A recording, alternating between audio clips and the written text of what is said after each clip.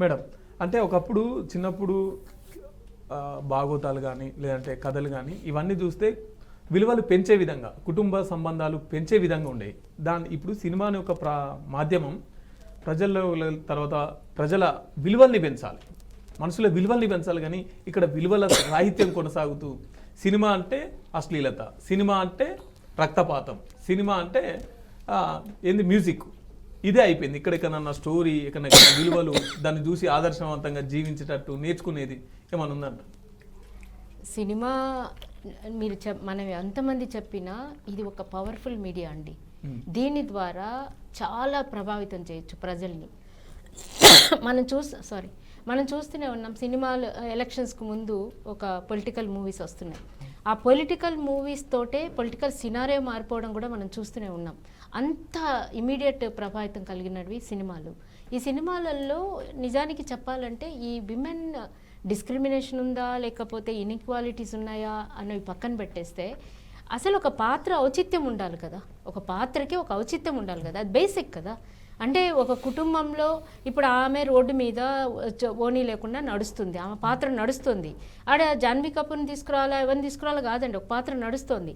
ఆ పాత్ర నడుస్తున్నప్పుడు ఆ ఎలక్షన్ క్యాంపెయిన్ ఇంకోట, ఆమెకు ఒక తండ్రి, ఆమెకు ఒక తల్లి, ఆమెకు ఒక కుటుంబం ఉంటుంది కదా. ఆ కుటుంబ విలువలని ఎవరు మంటగలుపుతున్నారు? దర్శకుడే మంటగలుపుతున్నాడు. అంటే ఎలక్షన్లో నిలబడిన వాళ్ళ పిల్లలు ఇలా ఉంటారని కానీ, లేదంటే వాళ్ళు ఎందుకైనా తెగిస్తారని కానీ ఒక మెసేజ్, అది ఏది పదాల్లో చెప్పక్కర్లేదండి, పాస్ అయిపోతుంది. అంటే దేనికైనా తెగించేస్తారు ఒకటి. రెండోది ఏంటంటే హీరోయిన్ అంటే ఒక డిఫరెన్సియేషన్ ఆఫ్ వ్యక్తిత్వాలు. అంటే ఆడవాళ్ళు కానివ్వండి, మగవాళ్ళు కానివ్వండి. ఒకడు తంటలు పెట్టేటోడు ఉంటాడు, ఒకడు గొడవలు చేసేటవాడు ఉంటాడు, ఒకడు రౌడీ ఉంటాడు, అవేవో అన్నీ పెట్టుకుని వాడు కత్తితో ఒడుస్తుంటాడు. అంటే డిఫరెంట్ క్యారెక్టరైజేషన్స్ ఉన్నప్పుడు అసలు హీరోయిన్ క్యారెక్టరైజేషన్కి ఒక విధానం ఉందా?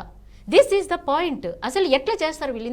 ఇంత సిగ్గు ఎగ్గు లేకుండా, ఇంత విలువలు లేకుండా ఒక రోల్ మోడల్గా చూపించాలంటే సమాజం కోసం పనిచేస్తున్నాడు, సమాజం కోసం పనిచేస్తున్నాడు. ఆమె కూడా చేస్తుంది, లేదా ఆమె ఆయన తల్లి చేస్తుంది, లేదా ఆయన పక్కనున్న సిస్టర్ చేస్తుంది. వాళ్ళకు కొన్ని ఎథిక్స్ మనం ఆపాదించమా? అంటే కేవలం ఇక్కడ ఏం చూపించారంటే ఆయన కండలు పెంచాడు, ఆయన రక్తం కార్చుకున్నాడు, చెమట కక్కుకున్నాడు, ఆయన అన్నం కక్కుకున్నాడు, ఆయన బోళ్ళ పడుకున్నాడు, ఎలకల పడుకున్నాడు. ఇక హైలైటింగ్ అనమాట. ఆయన చేసిన ప్రతి పనిని హైలైట్ చేస్తూ హీరోయిన్ ఒక బొమ్మని చూపించాడండి. That is what he has done the blunder mistake. దానికి ఆయన సిగ్గుపడాలి, క్షమాపణ చెప్పాలి సమాజానికి. ఒక పాత్రని, హీరోయిన్ పాత్ర అసలు అవసరం ఏముందండి అక్కడ? అసలు అవసరం ఏముంది? అసలు బట్టలు అంతా ఎక్స్పోజ్డ్గా ఇప్పుడు మనం ఎన్నోసార్లు అందరూ కూడా ఇక్కడ ఉన్న వాళ్ళందరం కూడా మాట్లాడాం, ఈ ఓవర్ ఎక్స్పోజన్ ఏంటి అని చెప్పాం. మరి ఎందుకు ఈ డైరెక్టర్కి ఏ అఘాయిత్యం వచ్చిందని ఆ హీరోయిన్ని అంత దరిద్రంగా చూపించాల్సిన అవసరం? ఇవాళ మనం అందరం కూర్చున్న పని బాట లేక కూర్చోలేదు. ఈ సమాజం పెడదా పట్టకూడదు. మేము చూసిన మా రీసెర్చ్ అనాలిసిస్లో రేప్ రీసెర్చెస్లో ఒక దగ్గర ఇన్స్పైర్ అయిన వాళ్ళు మరో దగ్గర రేప్ అటెంప్ట్ చేయడం అన్నది మా రికార్డ్స్లో ఉన్నది. ఇవన్నీ ప్రొవకేషన్స్ కాదని ఎలా చెప్తారు?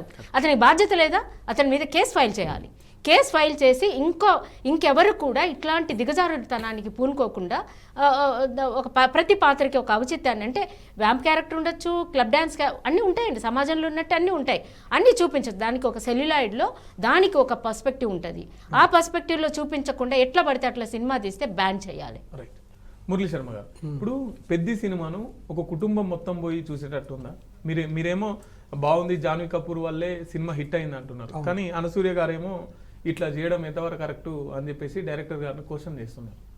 సినిమాలో ఆ పాత్రను బట్టి ఆ వస్త్రధారణ, ఒక కన్నింగ్ లేడీ ఓట్లు తెచ్చుకోవాలంటే ఏ విధంగా ప్రయత్నం చేస్తుంది అనేది కూడా చూపించడం జరిగింది. సో వీరు చెప్తున్నారు మరి ఆమె మీద కేసు పెట్టాలి, ఎవరు సార్ మీద, డైరెక్టర్ గారి మీద కేసు పెట్టాలి. ఇది జీవిత రాజశేఖర్ వంటి సెన్సార్ బోర్డు మెంబర్స్, మహిళా మెంబర్స్ కూడా వాళ్ళందరూ చూసి యాక్సెప్ట్ చేసి సెన్సార్ అయి వచ్చినటువంటి సినిమాని వారు గుర్తుపెట్టుకోవాలి. ఫస్ట్ వాళ్ళకు లేని అసభ్యత ఈమెకు కనిపించింది. ఈ లెక్కను చూసుకుంటే ఈ సినిమాలో రామ్ చరణ్ గారు కూడా ఎక్స్పోజింగ్ చేస్తారు. రామ్ చరణ్ గారు ఎక్స్పోజింగ్ ఇంకా బీభత్సంగా ఉంటుంది. ఆయన కేవలం కడ్రాయర్, లంగోట అంటారు, అది తీసుకొని ఒళ్ళంతా చూపిస్తాడు కదా ఆయన. మరి రామ్ చరణ్ గారిని చూడడానికి అమ్మాయిలు వెళ్తున్నారు, జాన్వీని చూడడానికి అబ్బాయిలు వెళ్తున్నారు, తప్పేం లేదు అంటారు. మరి ఆ విచక్షణ అనేది ఎందుకు చూపిస్తున్నారు? మరి ఆయన చూస్తే తప్పు కదా, అందుకే కొన్ని సీన్లు తప్పు కట్ చేసినట్టు ఇక్కడ పాయింట్ ఏంటంటే శేఖర్ భాస్కర్ అంటే సినిమాలో ఫస్ట్ మొదట్లోనే రాస్తారు ఇవి కేవలం కల్పితాలు మాత్రమే, ఎవరిని ఉద్దేశించేటి కావని చెప్పేసి మొదట్లోనే రాస్తారు కదా, మళ్ళీ దానికి ఎందుకు ఇంత కల్పితాలు కావచ్చు కాక, కానీ ఇక్కడ ఏంటంటే ఒక సోషల్ రెస్పాన్సిబిలిటీ అనేది ఉంటుంది. వెన్ యూ ఇప్పుడు రామ్ చరణ్ గారు కాకుండా లేకపోతే జాన్వీ కపూర్ కాకుండా ఏదో చోట మోటా హీరో ఏదో సినిమా తీసుకున్నాను అనుకోండి, దాని గురించి ఇంత డిస్కషన్ కూడా అవుతుంది. ఎందుకంటే he is capable of influencing millions and billions of people. ఈయన సినిమా అనేది జస్ట్ మన తెలుగు రాష్ట్రాల్లోనే కాకుండా ప్రపంచవ్యాప్తంగా రిలీజ్ అవుతుంది. అండ్ ఎస్పెషలీ ఈయనకి ఉన్న ఫ్యాన్ బేస్ ఖచ్చితంగా ఇన్ఫ్లుయెన్స్ అవుతుంది.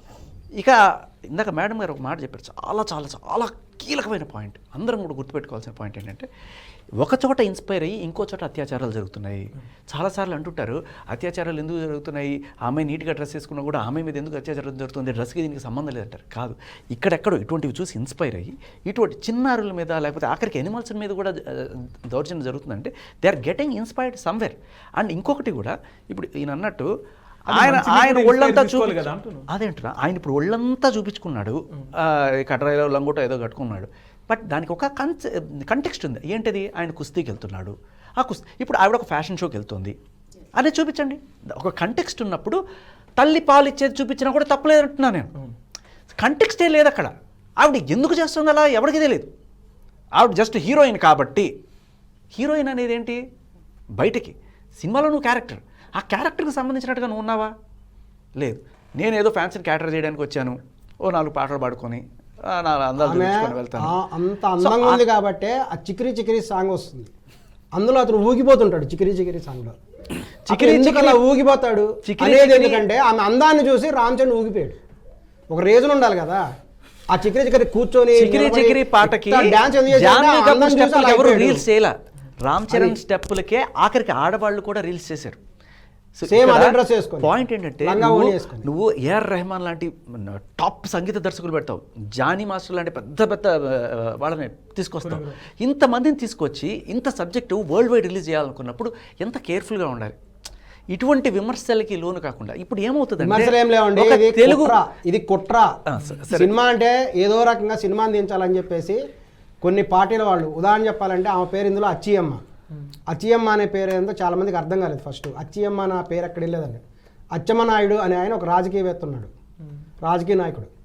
అచ్చెన్నాయుడు కాదు, అచ్చెన్నాయుడు. అచ్చెన్నాయుడు అని ఆ పేరుతో ఉన్నారు కాబట్టి ఒక అచ్చియమ్మ అని పేరు పెట్టారు. కాబట్టి కొంతమంది కూడా కావాలని ఆ పాత్రను డిగ్రేడ్ చేస్తూ ఈ విధమైన కుట్ర.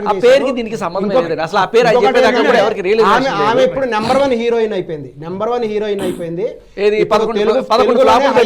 రెమ్యునరేషన్ తీసుకునే స్థాయికి వచ్చింది. అందుకని ఏంటంటే ఆమె మీద ఉన్నటువంటి కుట్రతోటి సినిమాని డిగ్రేడ్ చేయడానికి ఇందులో కూడా అచ్చియమ్మ అని పేరు పెట్టారు. కాబట్టి దానికి సంబంధించిన వాళ్ళు కొంతమంది కూడా కొన్ని రాజకీయ దురుద్దేశాలతో ఈ చిత్రం గురించి ఏదైనా చెడు ప్రచారం చేయాలనే ఉద్దేశంతో మాత్రమే చేస్తున్నారు. మేము ఖచ్చితంగా డైరెక్టర్ గారికి కూడా చెప్తున్నాము, జాన్వీ కోసమే సినిమాకి వచ్చిన వాళ్ళు దాదాపు ఒక 30-40% పీపుల్ ఉన్నారు.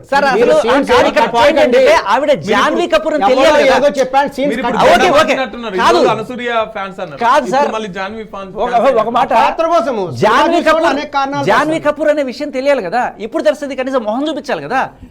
దురదృష్టం బాడీని చూసి ఇప్పుడు జాన్వీ కపూర్ ఊహించుకోవాలా? జాన్వీ కపూర్ గారికి వాళ్ళ అమ్మ పోలికలు రాలా, వాళ్ళ నాన్న పోలికలు ఎక్కువ ఉన్నాయి. ఆమెను చూస్తే శ్రీదేవి కూతురని గుర్తు కూడా పట్టరు. రైట్.